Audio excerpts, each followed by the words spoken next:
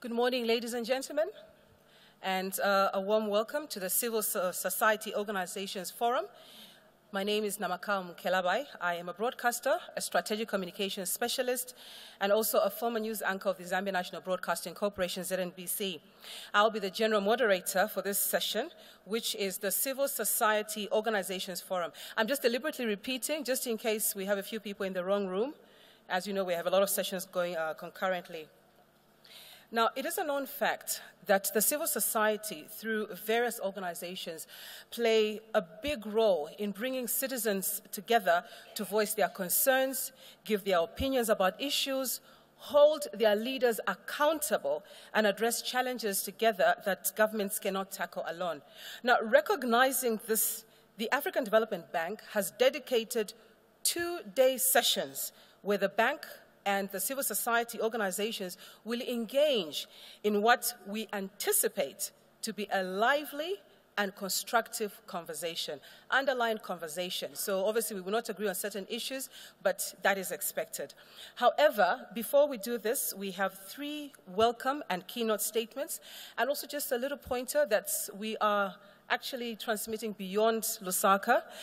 We're live, and also we're tweeting live. Our first speaker, ladies and gentlemen, has received numerous awards and honors around the world, which include the Presidential Medal of Freedom from President Obama. She is former President of Ireland, and if I may add, the first woman President of Ireland. She is also the former UN High Commissioner of Human Rights. Currently, she is the president of the Mary Robinson Foundation Climate Justice. Ladies and gentlemen, please welcome the former President of Ireland, Her Excellency Mary Robinson. Thank you. Thank you very much indeed, and good morning, everyone.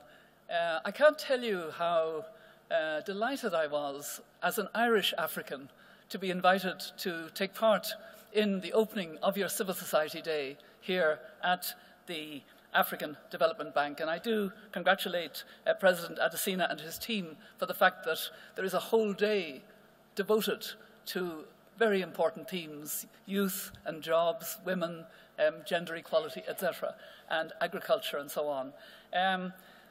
I've had a lot of experience when I was Honorary President of Oxfam for 10 years, and with the Pan-African Climate Justice Alliance and with Africa 2.0, of knowing the vibrant civil society that there is all over Africa. It's one of the great strengths, and I think it's one that we need more and more. And you were very involved in the preparations for the Sustainable Development Goals and in the climate conference itself in Paris. And the good thing I sense is that the African voices, both the government and civil society, were really heard before and during Paris in particular. That's why we got the well below 2 degrees and working for 1.5, because it is quite clear that it is this continent that is most affected by the impacts of climate change already, and of course is the least responsible. And that's very much a climate justice theme. And I've been very encouraged, actually, by the discussions that I've heard in the last couple of days in the context of this meeting of the African Development Bank, because I've heard not just good analysis of the issue, and when you analyze, there is an injustice in the fact that Africa is trying to come late to powering up and having access to energy for all, and there are constraints that can be frustrating for African leaders in particular. And yet, I've heard a lot of discussion about solutions, which I very much welcome. I've just taken part in a breakfast with President Adesina, where we were hearing about the need for a very integrated approach in countries. And countries are not the same. It's not one size fits all. There are different issues in different countries. But we need to integrate the approach of on-grid and off-grid. And we need to promote, insofar as possible, renewable energy, because that's what countries themselves have looked for in their INDCs that they submitted before Paris. And I think even more now, post-Paris, we see the importance of supporting access to renewable energy. My foundation has been particularly interested in whether it's possible to reach and scale up for those who most need the energy, who live in absolute energy poverty, and there are many in Africa. You remember in the 2030 agenda, there was the commitment to reaching the furthest behind first. Not just leaving nobody behind, but reaching the furthest behind first. I really like that phrase. And I think we should think more about using social protection systems in African countries, link them into the discussion about access to energy and scale up. I'm aware of a very good project in Malawi, for example, of getting cook stoves to 2 million people by 2020. 2 million households, basically. So that would be much more than 2 million people. And it's already showing the advantage of social protection systems in bringing to scale. I served before Paris, and indeed before the climate summit itself in New York in 2014, as the Special Envoy of the Secretary General on climate change, together with President John Kafur, the former president of Ghana, and he was here, and we've been linking together here.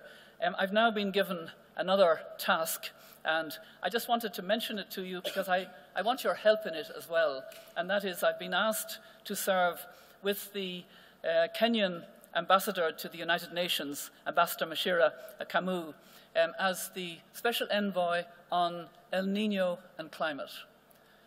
You will know that we've had El Niños, and they have affected and worsened conditions to some extent in the countries which are most affected, and Southern Africa is part of that, Ethiopia, for example, but also parts of Asia, parts of Central America. Why do we suddenly need special envoys? Because it's worse, because of climate. And that too is another burden that parts of Africa are having to bear, where the drought is worse, the flooding is worse, and it's aggravated by El Niño, which is already aggravated also by climate change. The warming of the water in the Pacific is on warmer water, so the impacts are going to be worse.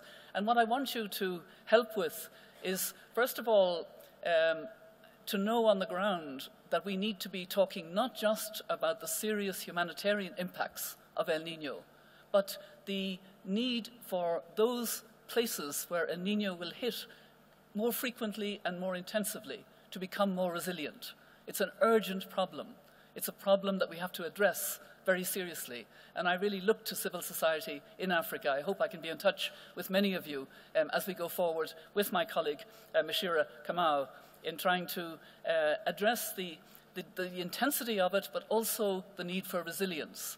And so I'm delighted to have had the opportunity to greet you and affirm the importance of your role. And as the moderator so rightly said, you have to hold the bank accountable.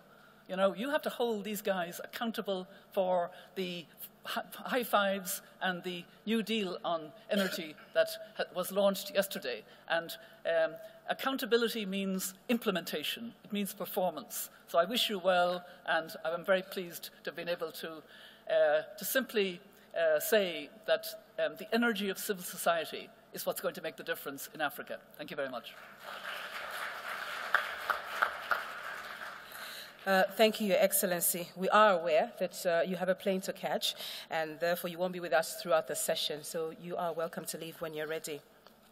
Ladies and gentlemen, now Forbes in 2014 listed our next speaker as one of the 10 most powerful leaders in Africa.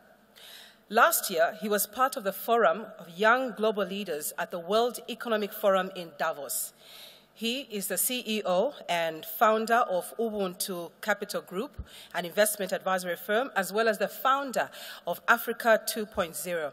Ladies and gentlemen, please welcome the founder of Africa 2.0 Foundation, Mamadou Touré.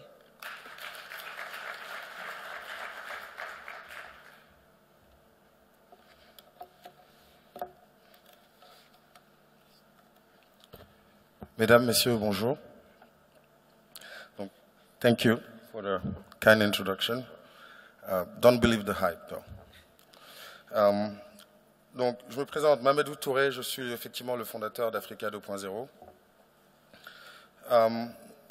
I'm grateful to be here today, and I would like to thank African Development Bank for giving this opportunity for civil society organizations to express themselves. And guess what? I was exactly here yesterday, and I had 3 minutes to convey a message. Today I have much more time to convey a message. So somehow it shows that AFDB cares more about civil society than about energy. So thank you very much for that. I appreciate it. I just wanted to share you a bit of my story. So I actually started my first NGO I was 19. It was in Europe.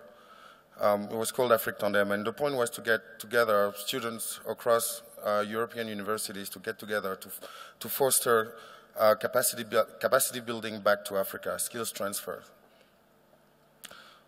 When we started Africa 2.0, it came from a frustration.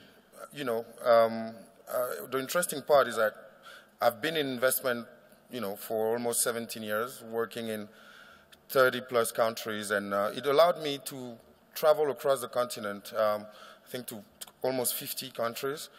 And I was, along my career, along those travels and along those encounters, I was meeting young, super talented, but frustrated Africans who wanted to do so much and who wanted to bring and to contribute so much to society, but were extremely confined and frustrated by the lack of capacity to actually deploy their talents or achieve their full potential.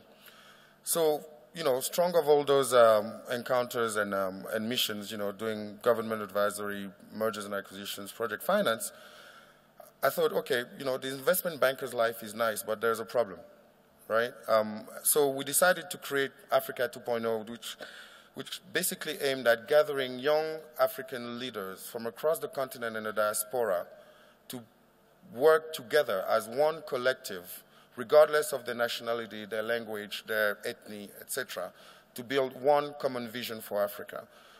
And I also understood then the importance of strategy in conveying your message. Historically, and I learned that also from my past, with my first NGO at 19, civil society organizations have had a reactive approach versus a proactive approach to solutions, and therefore they were not so heard by leaders.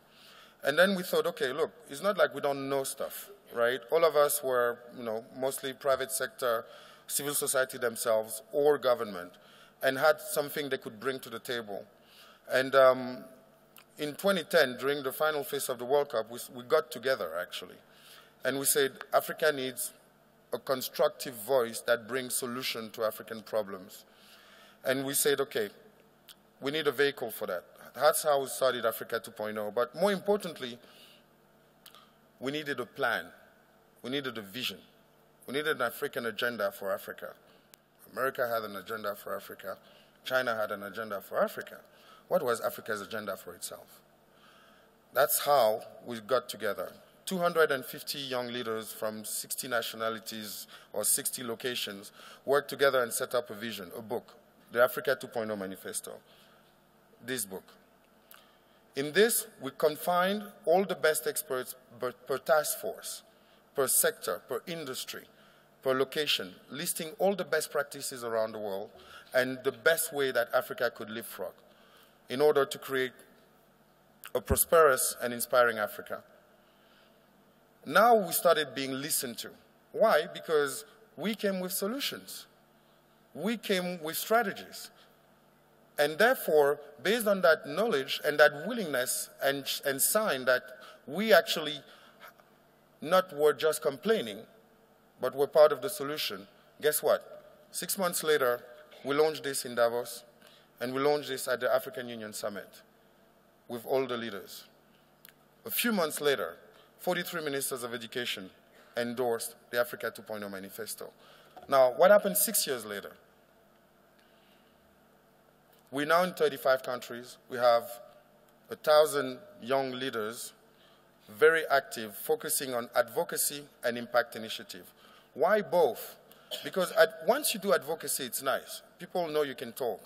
But when you get stuff done that demonstrate that what you're promoting actually makes sense and that you can scale it, then you get heard. And then you get some awards. But it wasn't the purpose, right? At the end of the day, today, when you think of it, one key impact initiative was youth and jobs. and entrepreneurship. We, since the Arab Spring, we realized that, yes, a lot of young leaders and young people would go to school, get a degree that is often not so adapted to the real world, but may not get a job. So how should they work it out? Through entrepreneurship.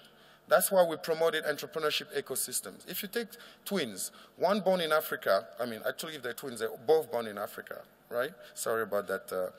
But at 18, one goes to the Silicon Valley, the other stays in Africa. What happens next? Ultimately, the one in the Silicon Valley has an entrepreneurship ecosystem to grow. The one in Africa can't get a loan from a bank. People think his idea is crazy, and we'll tell him to go and find a job instead. So we decided to create ecosystems that enable young Africans who are talented and want to make things happen. We started Startup Africa Initiative. Launched it in 8 countries, mobilized 11,000 entrepreneurs, provided mentoring and ecosystem and growth for 1,000 of them. And 18 months later, it led to 900 jobs created. That's what we call joint advocacy and impact initiatives. What's the lesson out of all this? When we say be part of the solution, it's important. But more importantly, where we failed as a civil society organization across the continent is in working together. It's in having one common message, and it's prioritizing our messages. Think of one thing. My dad is a musician, and I always use this example. If you have so many instruments playing at the same time, not knowing exactly what the other is going to play, what you have is a cacophony, right? Now, if you put all those instruments, you structure them, right? And if each key instruments know when to play, what to play, then you have a symphony. And I think our responsibility as a civil society organization today, especially at this time in Africa, is to see how we can work together better, how we can be part of the solution, and more importantly, how we can learn to articulate and prioritize what makes sense for ourselves. Think of the Babel Tower, right? They were trying to, like it says, they were trying to build this big tower to reach closer to the gods. And when the gods understood that, what did they do? They made sure they wouldn't speak the same language so that they could go in all directions, and they deserted the tower. I think there's a responsibility here. We have a great platform with this. It's over 2 days. I don't remember many organizations doing this. Allowing us to get together, to talk, to engage leaders of this caliber is exceptional. Let's not waste this opportunity, and let's organize ourselves. And I will ask Mr. President, after this, if there could be an online platform for African civil society organizations to work together. And my last word will be simple. There's this African adage that I like to use, which is, until the lion learns to write, tales of the hunt shall always glorify the hunter. So let's tell our story. Well, let's tell our story together. And remember, what makes, for instance, the strength of Germany is what they call the Mitbestimmung. What was it? It was a social contract that started since the Second World War between civil society, government, and private sector. They built a common ambition and a common vision to work together. And now you see what makes Germany strong today is that sense of consensus versus the sense of conflict. How do we create that consensus to all go together and achieve this African dream together? Thank you very much.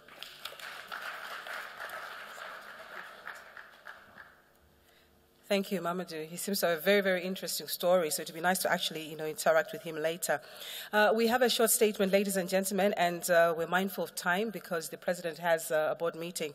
So this will be a statement from the NGOCC, and it will be read by Ngwase Mwale.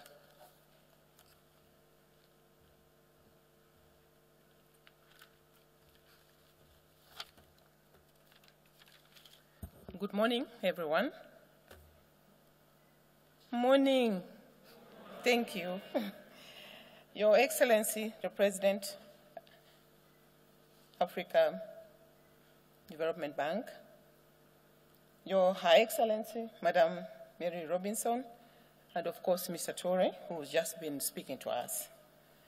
May I simply say all protocols observed.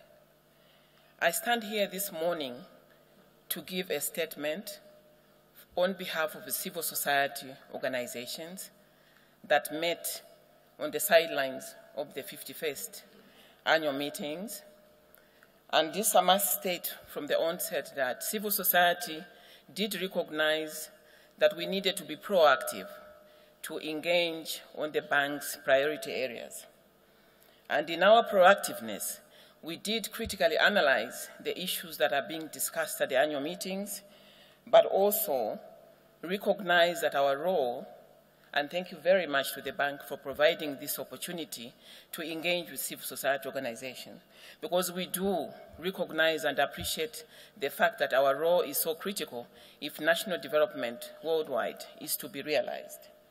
Thank you once again to the AFDB team for the opportunity to share with you the outcome of our critical analysis and reflection on the priorities. But of course, before I read the statement, Your Excellency, civil society's main statement is actually pointing to the fact that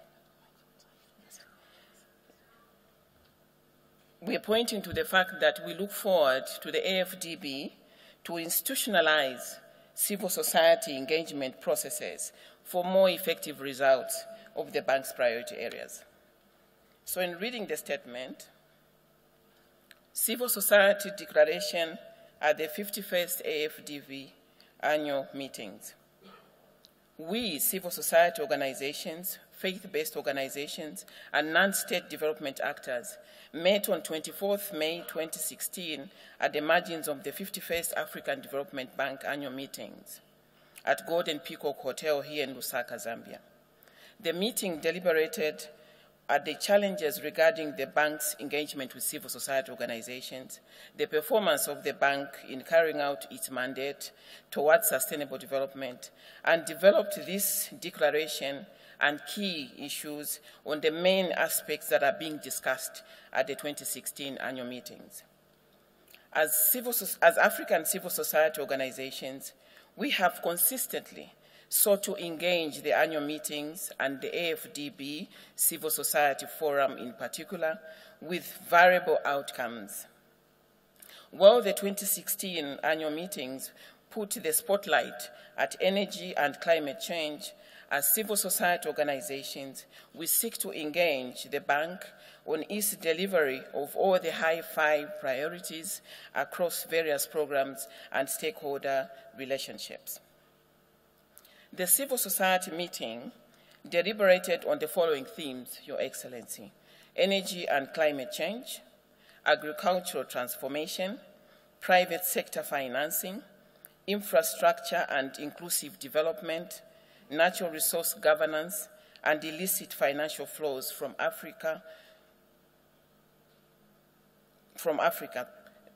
and the trends in AFDB civil society engagement, including transparency and accountability in the bank's operations. Consequent to our deliberations, we reached a shared understanding and adopted the resolutions as below. On energy and climate change, we note, Your Excellency, that despite the continent's vast potential and resources for renewable energy generation, persistent power shortages have led African leaders, with support from development institutions and commercial banks, to build coal plants and hydroelectric dams that have sometimes imposed huge financial, social, and environmental costs. We also note that the investment in additional power generation mostly involves projects to support on-grid interventions, yet the majority of the energy poor in Africa live in rural areas and will not benefit from increased grid capacity or grid extension. Your Excellency, we recognize that the lack of access to an abundant energy supply restricts economic and social development, thereby limiting opportunities for improvements in human well-being. We also recognize that fossil fuel-based energy production is the single largest contributing sector to global climate change emissions. African communities and economies are already bearing the brunt of the impacts of climate change, such as droughts, floods, and unpredictable growing seasons. The current El Nino change-induced food crisis shows what it is at stake when we fail to tackle climate change emissions and fail to support affected communities to adapt and become more resilient. We encourage, appreciate, and support the efforts of the Bank's African Renewable Energy Initiative and other initiatives in addressing the energy gaps on the continent. Therefore, Your Excellency, we call upon the Bank to support more public financing for energy sector initiatives from African governments, supporting the participation of the domestic private sector in such initiatives, to ensure that its programs, that is the banks, emphasize increased access to energy for the poor and remote communities. We also note, Your Excellency, the efforts the bank is making in influencing energy policy at the national levels. However, we are concerned with policy inconsistencies within the bank on pro-poor clean energy. We therefore call on the bank to prioritize investment in pro-poor renewable clean energy and work more to share best practices and experiences with national governments in this area.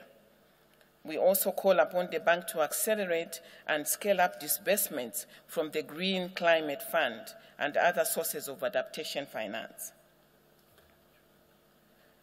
Around private sector financing infrastructure and inclusive development, Your Excellency, civil society recognizes that Africa still grapples with a massive infrastructure gap, particularly in sectors involving basic service delivery such as health, education, decentralized power systems, drinking water, and sanitation. Weak physical infrastructure constitutes a major constraint on the continent and is a key barrier to greater regional integration and intra-regional trade. As a principle, the bank's approach to financing infrastructure provision needs to be people-driven, including where appropriate through harnessing non-exploitative private sector resources, technical and financial, that is, as long as they demonstrably deliver inclusive, equitable, and sustainable development and do not substitute the role of the state as provider of public services. We call on the bank, Your Excellency, to ensure public funds should only be used to leverage non-exploitative private sector funds that have clear social returns and equitable risk sharing. Secondly, to call upon the bank to invest in strengthening the state capacity to deliver public services based on strong evidence that privatized services lock out the poor, and also to ensure that the bank's safeguards are applied to projects and operations and that the rights of the affected communities to free, prior, and informed consent are respected and upheld. We also call upon the bank to harness the private sector's role in development based on maximizing domestic benefits rather than global profits, fulfilling their potential to create local jobs, raising domestic tax revenues, and contributing to the growth of domestic private sectors. Thirdly, on natural resource governance and illicit financial flows from Africa, Your Excellency, although Africa holds around a third of the world's mineral reserves, this has not been translated into substantial state revenues and economic rent, in large part due to the existence of unfair taxation laws and mining agreements. The African Union's Thabo Mbeki report, Your Excellency, states that Africa loses $50 billion a year and has lost $1 trillion over the last 50 years, yet very little action has been taken to reduce the financial losses and stop the outflows. We call upon the bank, therefore, to step up support to the member states in their efforts to stop illicit financial flows.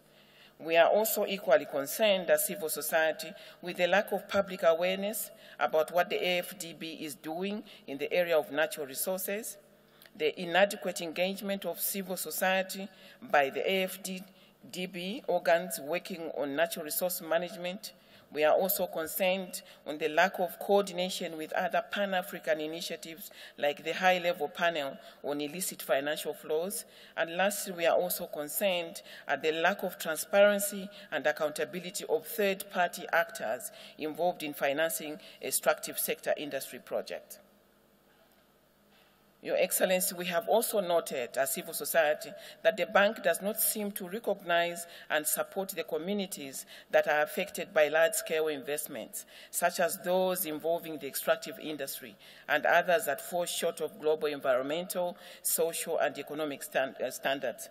We call on the bank, therefore, to promote corporate social investments as part of their financial support for private sector investment.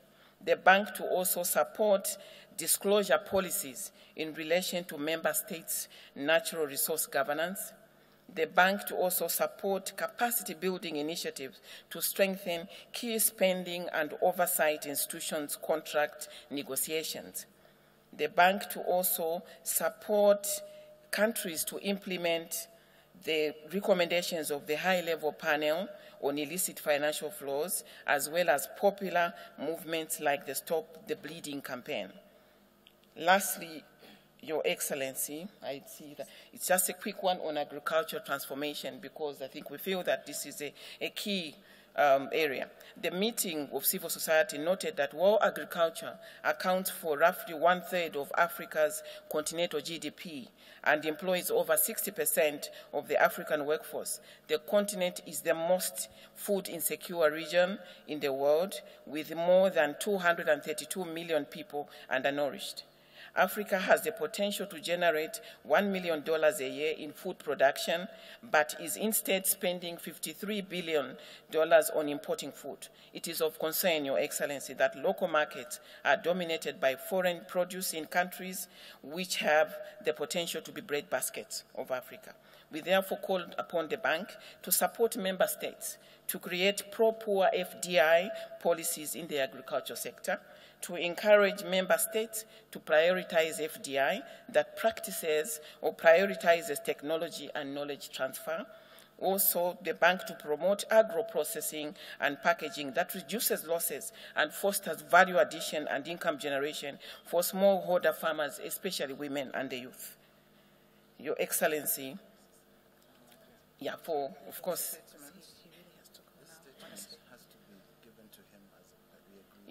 we will definitely hand over a detailed one, but this is the result of our reflection as civil society organization, and we hope that the bank will take them into account. Thank you.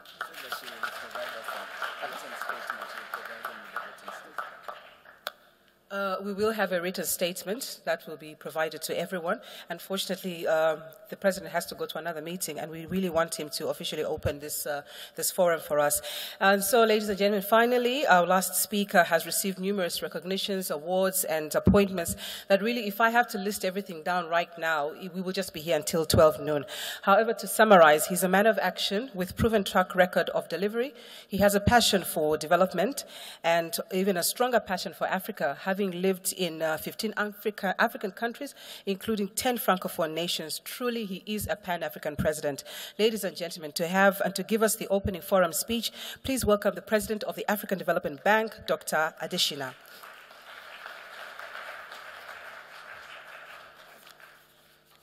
Thank you very much. Let me welcome you to this CSO forum.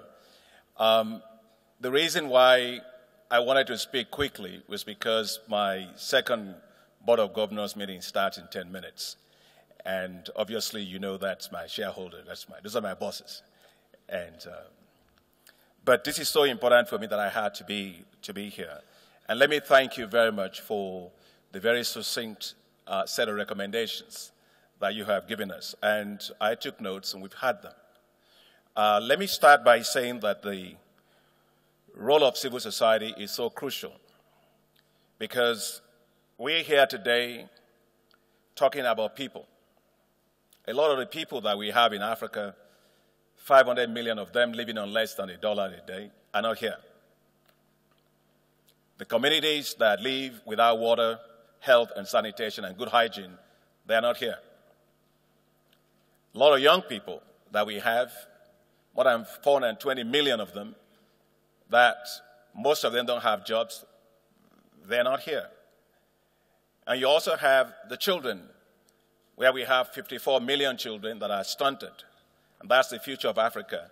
They are not here. Why am I saying they are not here? It is our duty and our responsibility to hear their voices and also to see their faces in every single thing that we do. That's why the African Development Bank believes that this particular forum that we are organizing with you, because you bring those voices to us also. And you bring those faces that we don't see also to us right here. And I very much value and I appreciate every single one of you for doing that. For me, as president of the African Development Bank, this is not a job. No, it's not. I didn't take this because I wanted a job. This is a mission. It's a mission for those voices that you don't hear. It's a mission for those faces that you don't see. We are African Development Bank, and therefore Africa has to develop fast for those people. That's the point. And all of us have a role to play in that. What are the things that I always appreciate about civil society? It's holding people to account. It's making sure that there is transparency. It's making sure that there is accountability. It's making sure that there is good governance. It's making sure that the growth process that we have is an inclusive growth process. And in making sure that there is going to be a lot of empowerment.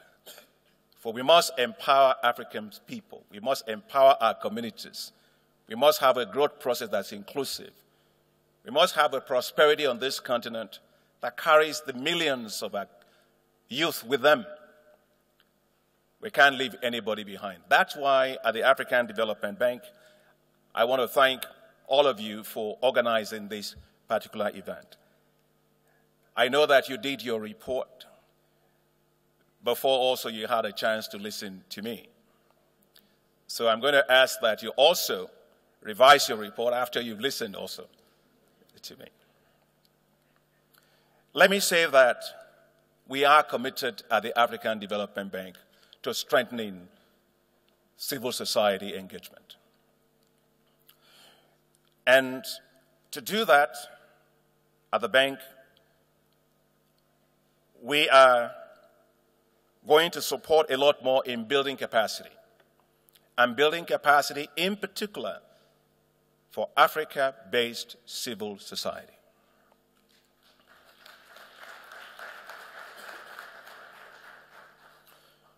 We commit to more forums like this. We are simply entrusted with resources on behalf of Africa. And therefore, we always have to give an account back of how we are doing. So we're going to have more forums like this to discuss with you and also to listen to you, because I don't think we have the monopoly of wisdom or knowledge about how things need to be done. The other one is we need you for advocacy, because every good thing for Africa must not happen in the future. Africa's future must not, Africa's good things must always be when we are all dead. No. We have to make sure we fast-track Africa's development. We need more resources to do that in Africa. And I think we need you as civil society to also be advocates. And I think this is very important.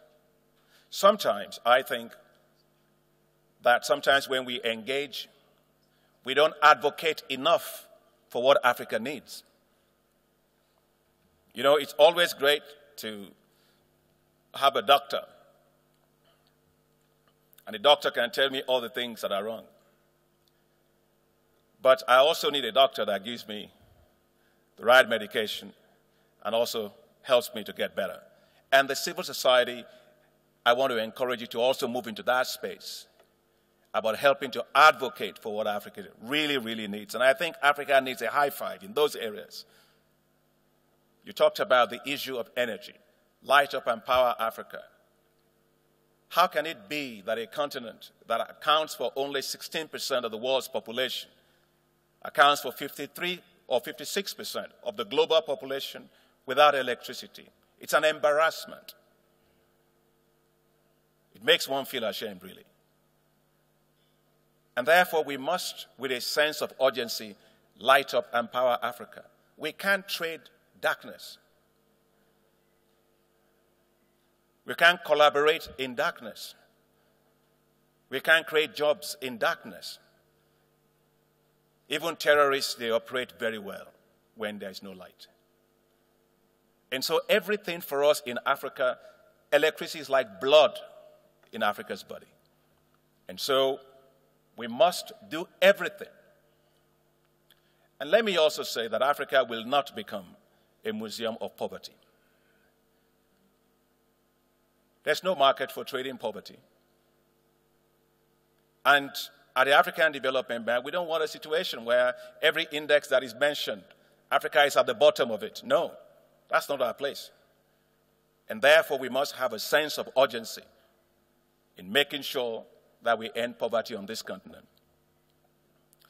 Let me say that with regard to the 5 areas that we are working on, the other one is agriculture.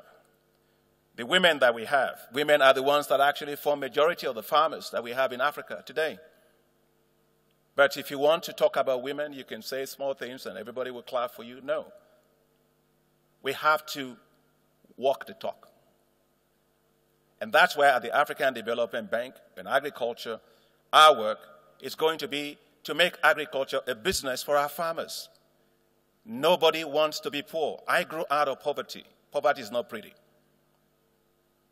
And when agriculture works for small farmers, it works for medium-scale farmers, it works for large farmers, the price of food goes down. The poor today pay 75% of their income buying food.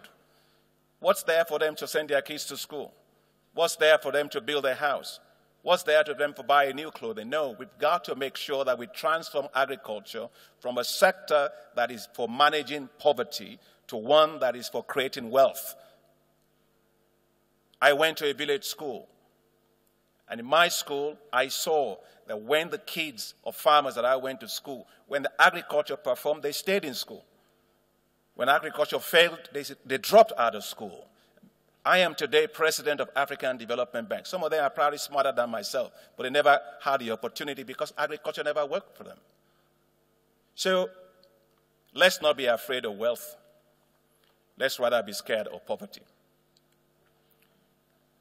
I think on this we are committed to AFAWA, Affirmative Finance Action for Women in Africa. And this fund is supposed to leverage $3 billion for women businesses, women entrepreneurs in Africa. As I've said before, when you get women right, you get everything right on this continent. Everybody benefits. That's our commitment. And we launched it at this annual meeting. When we talk about the issue of youth,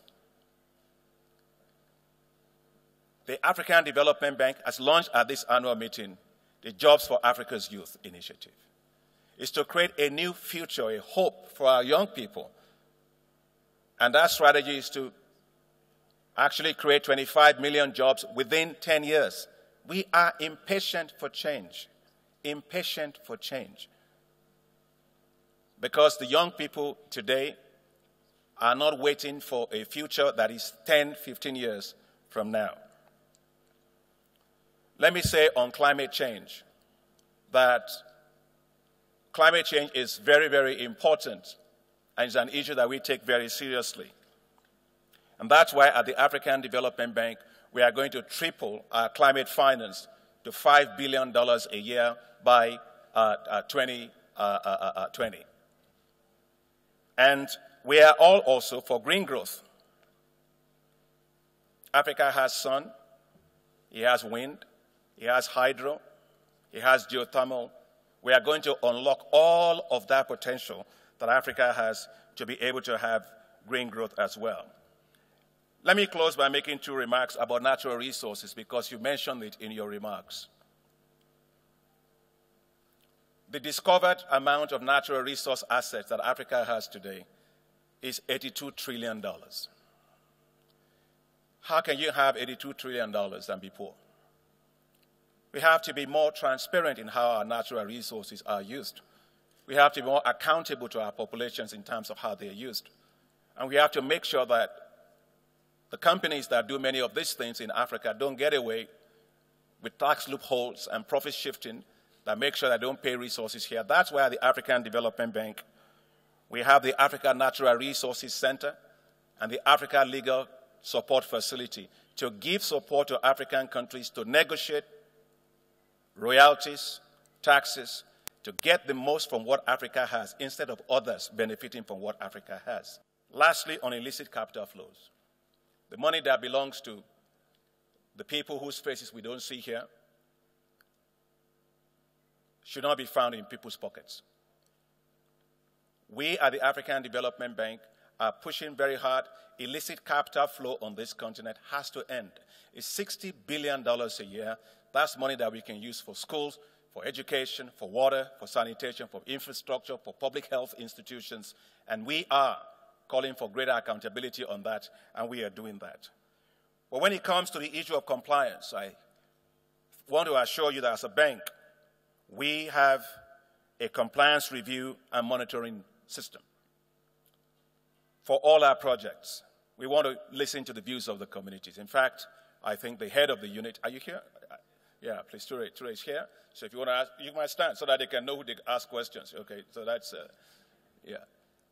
And this unit is supposed, they take comments from people, from communities, they mediate, they engage. That is what we have committed ourselves to. Transparency, inclusiveness, empowerment of our communities, because we are working for their interests, not against them. Let me just say that we will value your partnership greatly, and I commit that we will have a lot more forums like this with you. I think that this is a great beginning. Be assured that as President of the African Development Bank, you and I, we share the same thing. And that's why I started from my background and where I was coming from. Accountability for poverty, accountability for jobs, accountability for faster economic growth and development, but one that is inclusive and carries everybody along. So I thank you and I wish you very fruitful dialogues. And hopefully you might be able to edit a little bit of your thing, a little bit like that. Thank you. Yeah. Dr. Adesina, thank you very much for your candid remarks, for your openness and willingness to engage the civil society and knowing that they are key in reaching the community. Ladies and gentlemen, basically this sets the tone for what is expected from us today and tomorrow, which is a conversation, engagement with the civil society. As we had alluded to, he will be going to another meeting. Mamadou is still with us for a little bit.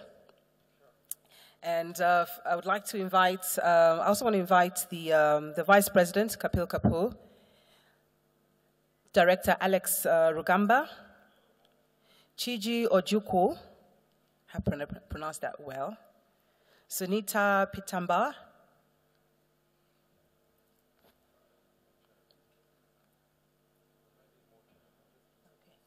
all right, and Kevin Uramba. They'll get another chair for us. I just want them to say just a few remarks, just to set the tone for this meeting that we're going to be having in the next 2 days.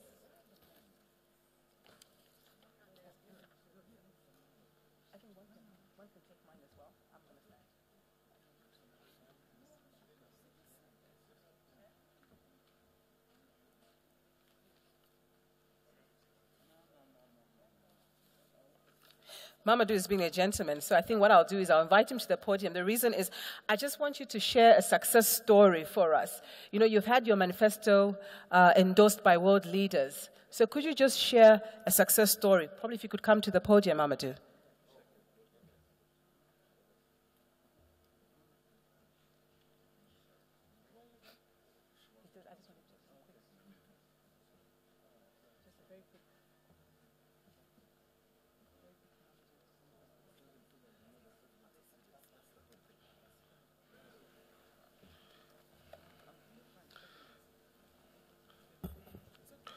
Can you repeat the question? Very quickly, success stories of, the manifesto, because it's been endorsed by world leaders. So can you just give us practical examples of where it's happening? Okay. Yes, so basically the way we structured the manifesto was a vision around 4 key axes and what we call transversal vectors. So the 4 key axes were uplifting Africans, which involved rebranding Africa, changing the mindset, capacity building, affordable housing, and quality healthcare for all Africans. The second axis was inclusive growth. And by inclusive growth, we meant setting up cluster strategies so that Africans can have their own industries, also involved regional integration, create corporate champions. The third axis was infrastructure, and more importantly, Power Africa and Africa Energy. And the last one was the last axis was what we call growth enabling environment. Growth enabling environment involved governance, food security, and investment climate. So those 4 axes, which is uplifting Africans, inclusive growth, upgrade infrastructure, and enabling environment, was the basis of the vision that we wanted to engage. We're quite happy that many of those themes have been taken again in Vision Agenda 2063 by the African Union. But the 4 key drivers of growth that we believed would actually make that vision happen were youth, women, diaspora, and technology. As we engage, a year after we launched the manifesto, we were invited by the G20 to make key recommendations. So 1 key victory, actually 2, were a diaspora bond scheme was endorsed by the G20, and also regional commodity exchanges, which we recommended in our vision and manifesto, were also endorsed and worked thereafter with the African Union. Now, a few years after, you have now 4 or 5 regional commodity exchanges, agricultural regional commodity exchanges, that are being developed or developed on the continent. So this advocacy paid off. Another one was, again, engaging last year with the G20, and Alex Rugamba was there with, representing African Development Bank, while Africa 2.0 was representing African civil society, where we made key recommendations on off-grid energy, renewable energy, and clean energy. And as part of that advocacy was how do we electrify Africa by also mobilizing international capital. And I think something like $40+ billion were committed by international community to clean energy in Africa. Another important one was the report from Africa Progress Panel, where Mr. Kofi Annan invited Africa 2.0 to basically help work on that report and provide key recommendations that would basically summarize the position of African states of COP21 last year. And guess what? We spent, and I think Mr. Urama was also part of that collective and was one of the actually leading brains in the key recommendations. But it was very interesting to see so many people, experts in their field from different spaces, government, civil society, private sector, in one room to agree on what would be Africa's position at such an important event. Key result? It's probably the most impactful, after this report, position that Africa has ever had at a COP, right? And a lot of resolutions were endorsed. But I think our major victory that I want to celebrate today is the way we engaged with African Development Bank, and actually straight after President Adesina became president. We went to see him And we started engaging with him and said, you need to do something for the youth in Africa, because it's with women diaspora and technology is the most important thing that can actually transform. And he received us, listened to us, and I think our biggest victory to date is this. Not less than 6 months after we engage about how can the youth be part of the transformation as they represent 60% of the population, this document came out, and a whole strategy, Jobs for Youth, aiming to have 25 million jobs created for the youth and 50 million indirect jobs. This is, for me, our For Africa 2.0 to date, representing the next generation, our greatest victory to date. And that's why I think collaboration and coordination works. So we're here again for the next 2 days to work with you for our joint next victory as civil society organization. Thank you.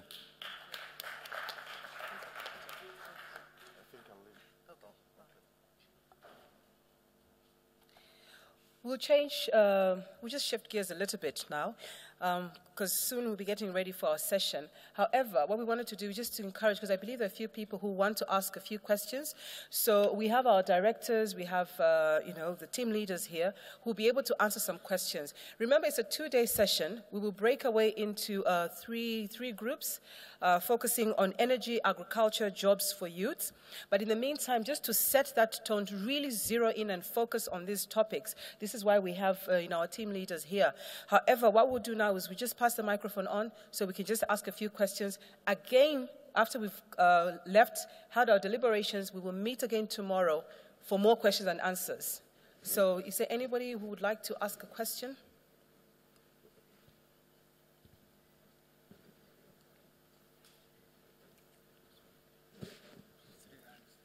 We've got 3 hands in the audience. I think Mrs. Ngwashe has one question. Thank you very much.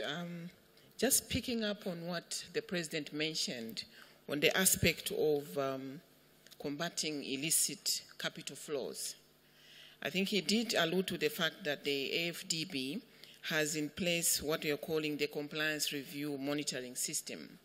But I think maybe on the part of civil society, in terms of appreciating the practicals of what really AFDB will be doing to make sure that this important area is actually addressed.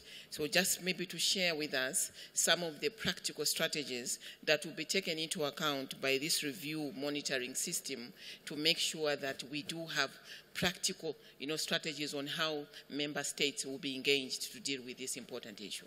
Thank you.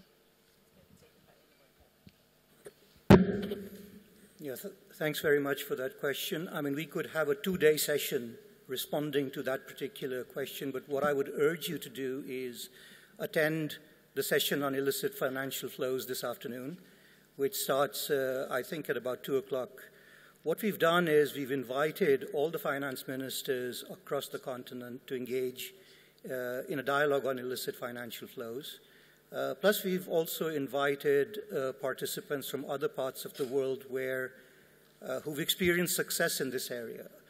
What has been agreed for this afternoon session is that countries are going to be presenting national plans on how they intend to address this issue, both from a government policy standpoint, but also from an investment climate point of view, to make sure that there are no, tax loopholes, rules, regulations, etc., which allow large corporations to use creative accounting to externalize flows. We've had a very encouraging response. There are many countries who've already prepared rather ambitious plans for controlling financial flows. The African Development Bank has agreed to host a website which will put all these plans online so that everyone can take a look at these. As the President mentioned, a critically important role for civil society is for you to hold governments, organizations like ours accountable, to monitor the progress that's being made. And at least what my sort of suggestion to our teams who are preparing this is to try and make this an interactive website. It's very difficult to organize meetings all the time, but if you can, in real time, see what plans there are online, and if you're able to comment on them, and if civil society representatives are able to comment on them, we can get an electronic interactive dialogue going on this very, very important issue. So I don't want to spend more time because I know there are other questions. To the extent that you're interested in illicit financial flows, this is an invitation for all of you to attend that session from 2 o'clock to 3:30 this afternoon, where you learn much more about it. Thank you. Did you wanted to say? Sorry? You can. Okay, it's okay. Okay, thank you very much. I just wanted to come in on something a little bit different from the question you've asked, but just some response to the statement you were reading also. One of the things I'd like to also encourage for the civil society is to actually try to engage more with research institutions and researchers who are interrogating a lot of the issues that you are interested in. I just want to comment a little bit on the questions that was raised regarding the issues of energy and climate change, the interface, and so on, which is a very hot debate. We need to clearly look at what actually is the problem. What do we want to address? There are two things here. One is we want to make sure that there is access to energy, which, as the President says, is the blood for economic development, for everything that can happen on this continent. But we also need to make sure that we do that sustainably. So in doing that sustainably, we really need to look at where is CO2 emissions coming from. If we want to limit CO2 emissions below 2 degrees as agreed in Paris and progressively towards 1.5 degrees, what should countries do? And then African countries have submitted their INDCs, which clearly states what they have to do in order to limit emissions. And in this case, Africa really needs to be proud of our leaders because African INDCs are the most ambitious you could find anywhere in the world, even though Africa is the least emitter of CO2 emissions and the greatest sufferer from this, the climate change issues. But if you try and do an analysis on where CO2 emissions come from, energy is the energy sector is a significant source of CO2 emissions globally, but not in Africa. And that's the real point. CO2 emissions in Africa is coming from the section which we called in the IPCC the AFOLU section, which is agriculture, land use, and forestry. So it's about the use of biomass, it's about deforestation, it's about using toxic energy, actually, that is causing more of the CO2 emissions in Africa. So in targeting that reduction, we need to actually try to address what Chiji has been trying to work on, how we improve our agricultural systems so that we produce more, better, with less CO2 emissions. We need to also address the energy issues so that we can have access better with less CO2 emissions. But the global discussion on CO2 emissions coming from the energy sector does not critically apply in Africa. Thank you. We hope to have more interaction in Mulali Room, where we'll be having the energy session. I think we had another question at the back. We've got a gentleman there. I think we'll just try and balance it up. We have the gentleman in front. Could we have the microphone? Oh, okay. You've got the microphone. That's fine. You can please go ahead. Good morning. My name is Pamphile Sebahara. I'm head of research and training at the International Conference on the Great Lakes Region, Regional Center for Democracy and Good Governance. My question is on the program on job for African youth. I would like to know how African Development Bank intends to work with different stakeholders, including member states and regional organizations, which have taken some initiative on this issue to ensure that this program is effectively implemented. On this issue, I would like to say that ICGLR adopted in 2014 a declaration on fighting youth unemployment in the context of infrastructure development and investment promotion. And in preparation of this summit of heads of state, The regional center conducted a study on the situation of youth unemployment in 12 member states. And one of the findings was to realize that in all these countries, there are programs or policies on promoting youth unemployment. But in terms of implementation and impact and results, few have been implemented. So I think one of the challenges what was discussed with different stakeholders when we validated the study was to see that what can be done to ensure that commitment and the policies which are adopted are effectively implemented. I think one is the question, one is an observation. Thank you. Sunita? Thank you very much for this question. And first of all, let me invite you to the next session that we're going to have dedicated on the Jobs for Youth, which is going to be at the Niaka room. But let me quickly answer your question here on how we're going to engage. The Jobs for Youth strategy, Jobs for Youth in Africa strategy, really builds on exactly what you have said. The weaknesses, the lack of coordination, and the lack of impact that we've, all of us together, that we have not been able to bring to the table so far. So governments, civil society, private sector, commercial banks, financial institutions, all of us. So really the Jobs for Youth in Africa strategy builds on these weaknesses that we've seen in the past. How is that going to be different now? Because we have a coherent plan. We have a plan that makes very clear the investments that are needed, in which sectors are they needed, and what is the impact that each of these investments are going to have. These are laid out very clearly. And this information is public information, it's on the bank's website, including the implementation plan. So I invite you to go to the website, take a look, because there's a 142-page implementation plan that you will see there. And it lays out very clearly how we're going to get this done. We are also saying that this is not going to be done without the right policy reform and following it through to getting it to the investments from the governments, from the private sector. We've also said that there's going to be a partnership framework with everybody working together. Civil society, private sector, governments, financial institutions. That is the difference. We're also saying that we're going to bring the youth from the beginning. That's another new aspect which was not done in the past. You all know, and I've heard this before, that all the initiatives that have been done for Jobs for Youth in the past have been supply-driven. This is not the case. This one is demand-driven. We are engaging with the youth. We engaged with the youth during the design of the strategy. We had youth engagement frameworks. We have all the evidence on what the youth have said. It's on our bank website. And this strategy is built on exactly what the youth have said that they want to see happening on this continent. So very briefly, this is what we're going to do, and that's why it's different.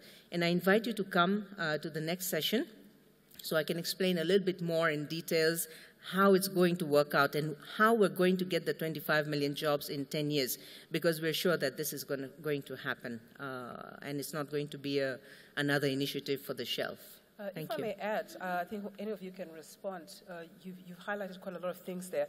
Will they be generic, or will they be the implementation? Will it be country-specific, considering that as much as we are one people, we have specific challenges individually as a country? Yes, it's going to be very country-specific. So what we're proposing here are the investment modalities, the partnership frameworks, but these are indicative. Now, going to implementation, we're going to engage with the countries, with the private sector, with the youth to now design country-specific programs. We've already started doing that. During the design, we had 16 country assessment studies working together with governments, with civil society, and the ILO to get a very quick snapshot of what it is that we need to do, in addition to the youth engagement frameworks.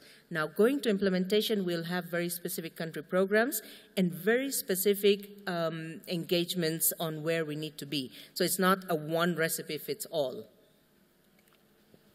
Thank you very much. I just want to make a little contribution. As part of the Job for Youth program, we also have a specific program we call Enable Youth. I think most of you have listened to this discussion when Dr. Sangiga of IIT sat on the panel here 2 days ago, and also when I made a presentation on the roads to agricultural transformation in Africa. One of the flagships in agriculture is the Enable Youth. This one is very specific. It's part of the overall job creation, but it's targeting young unemployed graduates between ages of 20 to 35 who have come out of universities of higher education but don't have jobs. So here, specifically, we target within the next 5 years to create 10,000 jobs for these categories in each country. And so far, between Dakar event in October last year and now, 29 countries have actually signified interest to participate in this program. The idea is to get these youths, spend about 12 months changing their orientation from whatever they study in the universities, and now reorient them to agriculture as a business, as you will have had. It's no more aid, it's no more grant, it's business. So these young people will become managers of agricultural businesses, and we'll train them in incubation centers for about 12 months. After that, we will arrange a financial empowerment where each of them will get about $50,000 to be able to set up their own businesses. And then we will set up a system that will mentor them to make sure that it's a success and to make sure that they have possibility to pay back and make profit. And we will expect that each of them will create additional 5 jobs for each enterprise that we set up. So within this program alone, the next 5 years will create about 1.5 million jobs. And in 10 years, 3 million jobs, which will be part and parcel of the 25 million jobs that we intend to create. We'll be discussing this further, and we can give you more details. Wow, that sounds very, very ambitious. Thank you very much.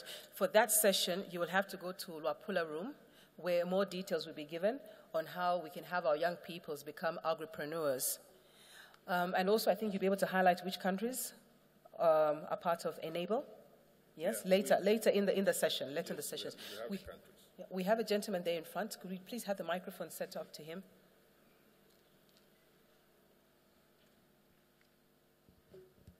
Merci. Je suis Nikaz Moulombi de la société civile, président de l'ONG Croissance et l'Environnement au Gabon et président du réseau pour l'économie verte en Afrique centrale. Je suivis avec beaucoup d'intérêt depuis l'ouverture les initiatives lancées par l'ABAD. Beaucoup pensent que l'initiative lancée par le président Adesina sur l'élimination de la nutrition est une initiative de plus. Je pense que c'est une initiative que la société civile devrait soutenir. La question est la suivante. Comment la banque, quelles sont les préconisations que la banque compte prendre pour éviter que les entreprises, puisque le président Adesina a dit que c'est un droit humain, pour éviter que les entreprises qui polluent et qui sont des grands donateurs ne puissent pas intégrer cette initiative. De manière concrète, est-ce que vous aurez des indicateurs de performance pour évaluer ces entreprises en termes d'indicateurs de développement humain? C'est la première question. La deuxième, la banque a décidé, dans le cadre de la transformation de l'Afrique, d'appuyer l'agriculture. Qu'est-ce que la banque compte faire pour les pays africains qui ont décidé de se lancer dans la protection de l'environnement, la faune, la fleur, notamment sur la problématique du conflit homme-faune? Puisque de l'autre côté, vous financez l'agriculture, mais de l'autre côté, les animaux ont maintenant des droits. Alors, comment concilier tout cela et qu'est-ce que la banque compte faire pour que les populations ne puissent pas continuer à subir les affres des éléphants? Je vous remercie. See, this is the reason why my school teacher insisted that I finish French classes, and I did not. I would have heard everything he said. Anyway, could we please have somebody to respond? Okay. Sorry, do you want No, I was actually going to say that some of these questions, it's actually difficult in a fora like this, which is just for a few minutes, because the question had to do with how we're planning to support nutrition, animal rights versus human rights, etc.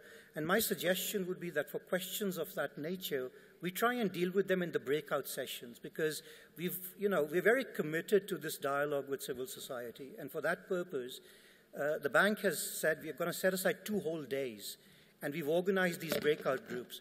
And I think the type of question that you raised, we can try and give a very quick response, and my colleagues can do that. But I'm sure that that will not satisfy what you have in mind. And I would very strongly urge that a question like that be the foundation of the discussion you have during the breakout groups. But my colleagues can add to that. Thank you. The question with respect to agriculture, let me correct the impression which you may have given. I think sometimes when we say agriculture, people think that we are talking about crops. Agriculture also includes livestock. It also includes fisheries, includes forestry. So it's broader than crops. But having said that, part of what we'll be discussing when we go into the breakout station is what we call climate smart agriculture. And this to make sure that whatever we do, we're doing what we call greening the investment. To make sure that whether it's livestock or whether it's crop production or whether it's what we call blue economy, fisheries, that the environment is protected and that there is less conflicts between those who are in livestock and those who are in crop production. Actually, in Nigeria today, there is quite a disturbance as a result of people moving livestock to various cities and then destroying crops. I think what is important is to make sure that whether it's livestock or whether it's crop production, there is provision to make sure that they respect the environment and that we can create wealth for each one of them without depleting the other. I think we have opportunity to discuss this further. Thank you. Just a quick one, Sunita. Very quickly, and I wanted to also speak to the issues of human development that the speaker has raised, and also to respond to the CSO statement. As you have seen from the President's statement, we have the high five, number 5, which is quality, improving the quality of life for all. This addresses very much the core of human development: health, education, water supply, and sanitation. So this is something that is really at the heart of what the bank is going to take forward. But again, to support what we're going to be doing, I just wanted to highlight some examples, and some of you may know this, but in 2014, the bank was the first on the ground to respond to the Ebola crisis. As early as March 2014, before anybody else was on the ground from the partners.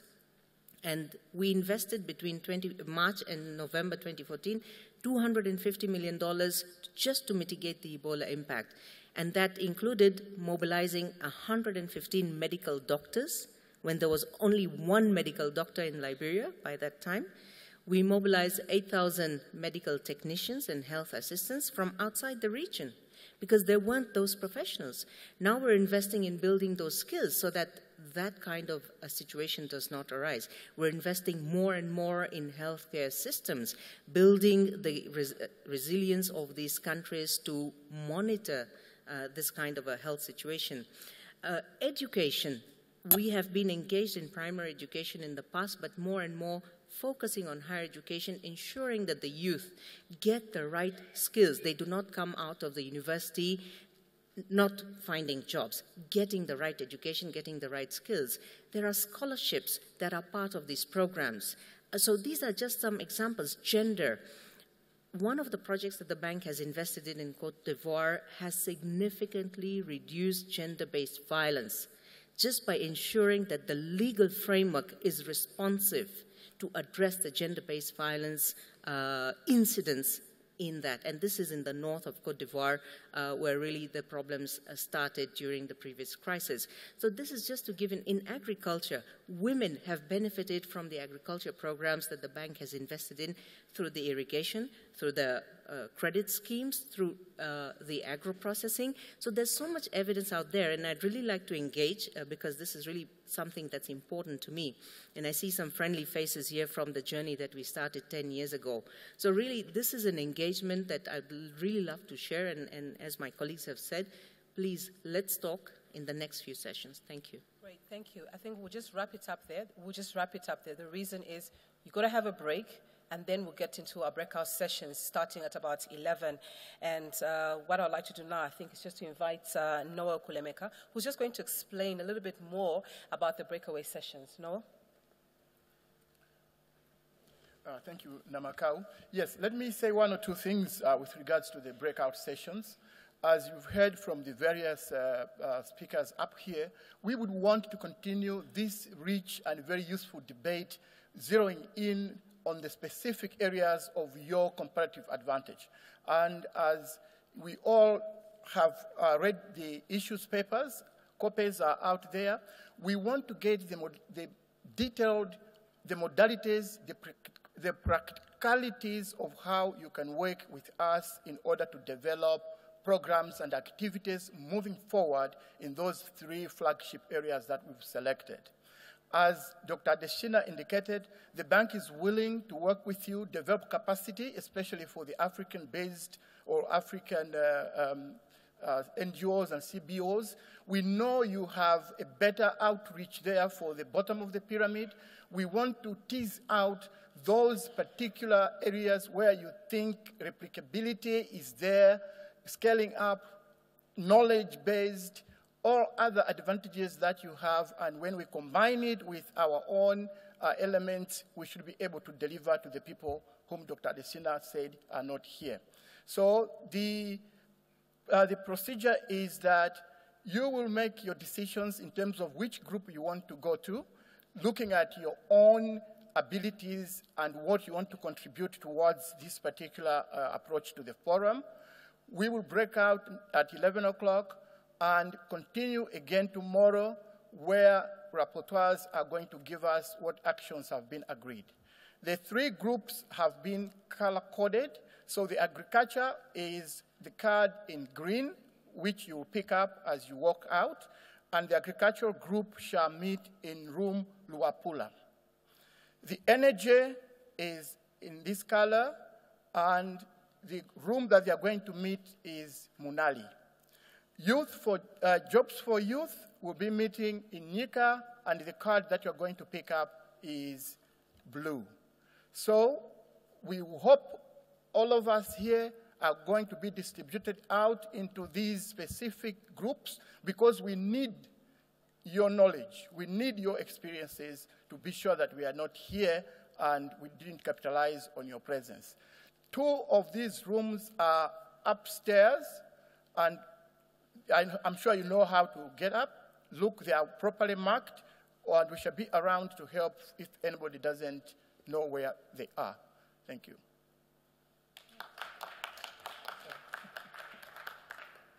All right, ladies and gentlemen, I think before we end, I think I'd just like to give a round of applause, if we can, to the bank, actually for their commitments and for actually walking the talk to engage with the civil society. So we do hope that you will have a very lively debate, a very lively conversation, take them on those issues, but offer solutions as well. Have a pleasant day. We'll see you tomorrow.